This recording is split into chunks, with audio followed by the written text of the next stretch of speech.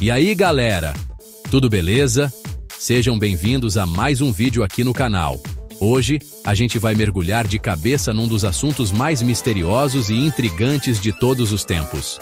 OVNIs. Sim, OVNIs. E não pense você que isso é coisa só de filme americano, não. Aqui no Brasil, a gente também tem histórias cabeludas de arrepiar até os cabelos do pé. A gente sempre ouve falar de Área 51, Roswell, discos voadores cruzando os céus dos Estados Unidos. Mas e o nosso quintal? Será que a galera de outros planetas nunca deu uma passadinha por aqui para experimentar um pão de queijo, tomar um cafezinho ou dar um rolê na praia? A resposta, meus amigos, é um sonoro sim.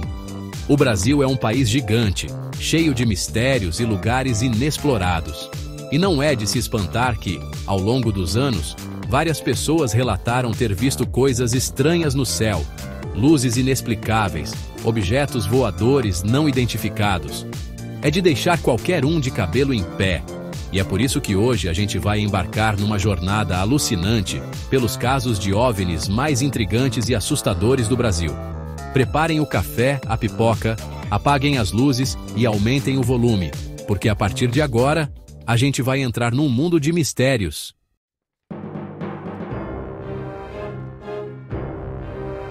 Nossa primeira parada nos leva de volta a 19 de maio de 1986. Imaginem só, uma noite aparentemente comum, céu estrelado, a galera lá em São Paulo e no Rio de Janeiro curtindo a vida. Só que o que ninguém imaginava era que essa noite ia ficar gravada para sempre na história da ufologia brasileira. Enquanto as pessoas dormiam lá no céu, algo muito bizarro acontecia. Pilotos da Força Aérea Brasileira, experientes, acostumados a voar, começaram a detectar objetos estranhos nos radares. E não eram um ou dois, não. Eram vários pontos luminosos, se movendo em alta velocidade, fazendo manobras que desafiavam as leis da física. Imaginem a cara dos caras. Pilotos treinados, acostumados com todo tipo de situação, de repente se deparando com objetos que não se pareciam com nada que eles já tivessem visto. A Força Aérea, claro, não podia deixar barato. Caças decolaram imediatamente para tentar interceptar esses objetos misteriosos. Começava ali uma das maiores operações de perseguição a OVNIs da história do Brasil.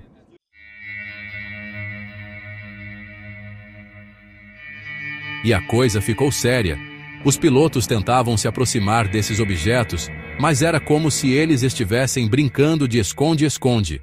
Os OVNIs mudavam de direção, de velocidade, sumiam do radar e reapareciam em outro ponto, como se estivessem debochando da nossa tecnologia. A perseguição durou horas. Dá para imaginar a adrenalina dos pilotos? Tentando entender o que estava acontecendo, como reagir a algo tão inexplicável. E o mais intrigante, os OVNIs não emitiam nenhum tipo de sinal, não faziam nenhum barulho. Era como se estivessem apenas observando tudo lá de cima. E o mais incrível dessa história toda é que o próprio ministro da Aeronáutica da época, o brigadeiro Octávio Moreira Lima, confirmou a ocorrência em rede nacional. Ele admitiu publicamente que os radares haviam detectado objetos voadores não identificados e que a Força Aérea Brasileira realmente perseguiu esses objetos. É mole? Até hoje, ninguém sabe explicar ao certo o que aconteceu naquela noite. As teorias são muitas: sondas extraterrestres, tecnologia secreta, fenômenos meteorológicos incomuns. Mas a verdade, meus amigos, a verdade é que a noite oficial dos OVNIs continua sendo um dos maiores mistérios da história do Brasil.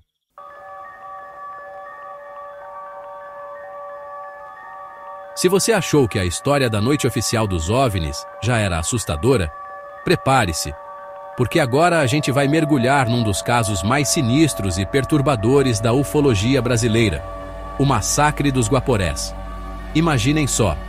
Estamos em 1977, no coração da Amazônia, um dos lugares mais isolados e misteriosos do planeta. A aldeia indígena dos índios Cinta Larga localizada na reserva indígena Guaporé, vivia em paz, em contato com a natureza, longe de tudo. Só que essa paz estava prestes a ser brutalmente interrompida. Relatos de testemunhas, moradores da região e até mesmo dos próprios indígenas contam uma história de terror. Tudo começou com aparições de luzes estranhas no céu, objetos luminosos que sobrevoavam a aldeia durante a noite, causando medo e apreensão nos moradores. Ninguém sabia explicar o que eram aquelas luzes, mas o clima de mistério e medo já tomava conta da aldeia.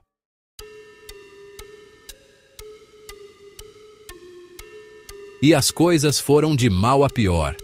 Os indígenas começaram a relatar que, durante a noite, ouviam barulhos estranhos, zumbidos, como se fossem insetos gigantes, vindos do céu, e o medo aumentava a cada noite, porque junto com os barulhos vinham sensações estranhas, paralisia do sono, pesadelos vívidos, a sensação de estar sendo observado. E então, numa noite fatídica, o terror se concretizou. Moradores da aldeia relataram que viram luzes intensas descendo do céu, como se fossem raios luminosos. E logo em seguida, gritos de pavor, pedidos de socorro. Quando o sol nasceu, a aldeia acordou em choque. Vários indígenas foram encontrados mortos, com marcas estranhas pelo corpo, queimaduras, cortes precisos. A notícia do massacre se espalhou como um rastilho de pólvora. As autoridades foram acionadas, mas até hoje, ninguém sabe explicar ao certo o que aconteceu naquela noite. A hipótese de ataque de animais foi descartada, assim como a de conflito entre tribos.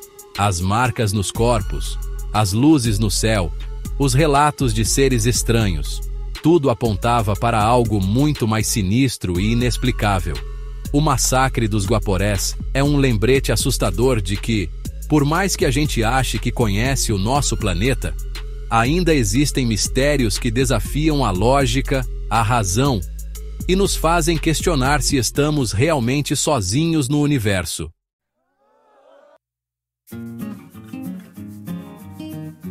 E aí, galera? Preparados para mais um caso intrigante? Dessa vez, a gente desembarca na Ilha da Trindade, um pedacinho de terra perdido no meio do Atlântico, a mais de 1000 quilômetros da costa do Espírito Santo. Isolada, misteriosa, cercada de histórias de piratas e objetos voadores não identificados? Estamos em 1958, em plena Guerra Fria. O mundo vivia em suspense, olhando para o céu com desconfiança, buscando por sinais de uma possível guerra nuclear. Em meio a essa tensão toda, uma expedição da Marinha Brasileira vai até a Ilha da Trindade para, vejam só, instalar uma nova estação meteorológica. Nada de outro mundo, certo? Ou será que não? Um dos membros da expedição era um fotógrafo profissional, Almiro Baraúna, um cara que, em tese, manjava das coisas. E, num dia como outro qualquer, enquanto documentava a rotina da expedição, Almiro viu algo no céu. Não era um pássaro, não era um avião, e muito menos um balão meteorológico. Era um disco voador?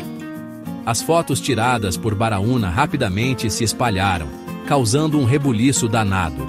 A imagem, apesar da qualidade da época, mostrava claramente um objeto discoide, metálico, pairando sobre a ilha. Seria essa a prova definitiva de que não estamos sozinhos no universo?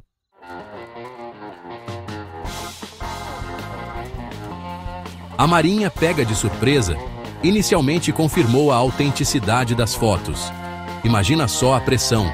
O mundo todo queria saber o que estava acontecendo naquela ilhazinha no meio do nada. Mas pouco tempo depois, o mistério se aprofundou. As fotos de Baraúna foram analisadas por especialistas do mundo todo. Alguns viram nelas a prova definitiva da existência de vida extraterrestre, enquanto outros apontaram para possíveis explicações mais pé no chão, como reflexos, falhas no filme ou até mesmo montagens. Afinal, estamos falando de uma época em que a manipulação de imagens não era tão sofisticada quanto hoje. E, como era de se esperar, a Marinha, talvez pressionada pela comunidade internacional, mudou o discurso e passou a desacreditar o caso. Alegaram que o objeto era, na verdade, um balão meteorológico ou algum outro tipo de fenômeno natural. Mas, convenhamos, para quem viu as fotos, a explicação não colou muito bem. E assim, o incidente da Ilha da Trindade se tornou mais um capítulo na longa lista de mistérios envolvendo OVNIs. Será que Almiro Baraúna realmente fotografou um disco voador? Ou seria tudo um grande mal-entendido? A verdade, como sempre, parece estar perdida nas brumas do tempo e da especulação.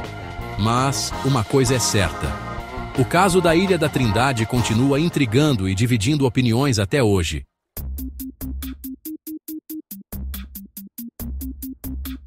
E aí, pessoal?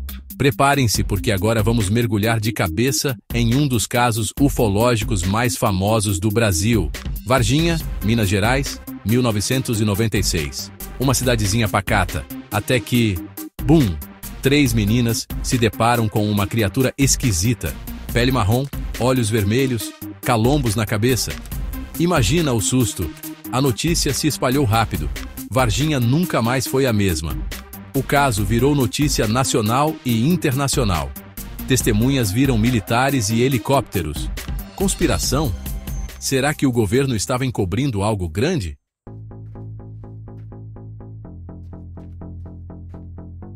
A presença militar na cidade nunca foi totalmente esclarecida, o que só aumentou as especulações. Diziam que a criatura tinha sido capturada e levada para uma base secreta, onde seria estudada. Afinal, quem não ia querer colocar as mãos em um ser extraterrestre, Imagina o avanço científico que isso não representaria. Mas o tempo foi passando, as provas concretas nunca apareceram, e o caso foi ficando cada vez mais nebuloso.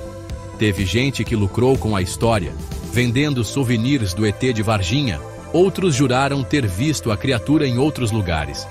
Virou uma lenda urbana, um mistério sem solução. A verdade é que, até hoje, ninguém sabe ao certo o que aconteceu em Varginha. Teria sido mesmo um ser de outro planeta, uma mutação genética, ou apenas uma grande confusão?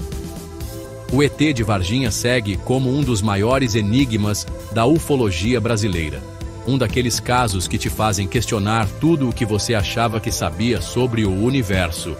E você, o que acha? Acredita na história do ET de Varginha? Conta pra gente nos comentários a sua teoria.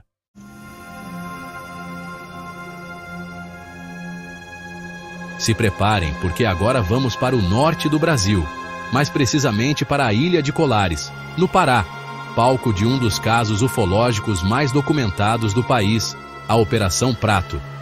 Em 1977, em plena ditadura militar, luzes estranhas no céu começaram a pipocar na região. No começo eram apenas pontos brilhantes, mas logo a coisa ficou séria. Moradores afirmavam que as luzes se aproximavam das casas e causavam queimaduras. Diziam que essas luzes chupavam a energia das pessoas. E não pensem que eram apenas histórias de pescador. A Força Aérea Brasileira decidiu intervir. E assim, teve início a Operação Prato, uma investigação oficial para desvendar o mistério das luzes de Colares. Pilotos, militares, ufólogos, todo mundo de olho no céu. Durante meses, a equipe da FAB documentou tudo o que pôde. E o que encontraram foi intrigante. As luzes se moviam em alta velocidade, mudavam de cor e de trajetória.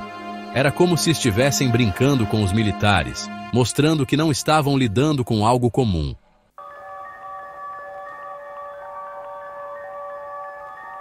A Operação Prato gerou um dossiê enorme, com centenas de páginas de relatos detalhados, fotos e até filmagens.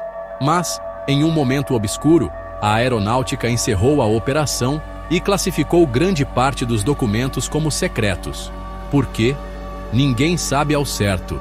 Teriam eles descoberto algo que não queriam revelar ao público? Oficialmente, a FAB afirmou que as luzes não representavam ameaça e que poderiam ser fenômenos naturais. Mas essa explicação não convenceu muita gente.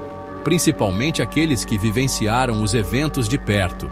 As marcas no corpo, o medo nos olhos, os relatos assustadores, tudo apontava para algo muito além da nossa compreensão. A Operação Prato se tornou um marco na ufologia brasileira, um exemplo daquilo que não podemos explicar, mas também não podemos ignorar. As luzes de Colares continuam sendo um mistério até hoje, um lembrete de que existem coisas nesse mundo que desafiam a lógica e a razão.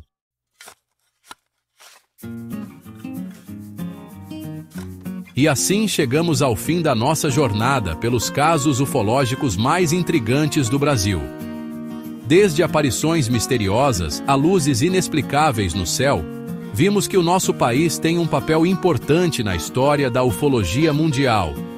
Sejam essas histórias reais ou apenas lendas urbanas, uma coisa é certa: elas mexem com a nossa imaginação, nos fazem questionar o que está além da nossa compreensão. Será que estamos sozinhos no universo? Ou será que existem outras formas de vida, tecnologias avançadas e mistérios que jamais poderemos desvendar? É impossível afirmar com certeza, mas uma coisa é certa: a busca por respostas continua. E enquanto houverem mistérios, haverá aqueles que buscam desvendá-los. Qual desses casos você achou mais intrigante? Ou você conhece alguma outra história inexplicável envolvendo alienígenas? Conta pra gente aqui nos comentários. E se você gostou deste vídeo, deixe seu like, compartilhe e se inscreva no canal para mais conteúdos como este. Até a próxima!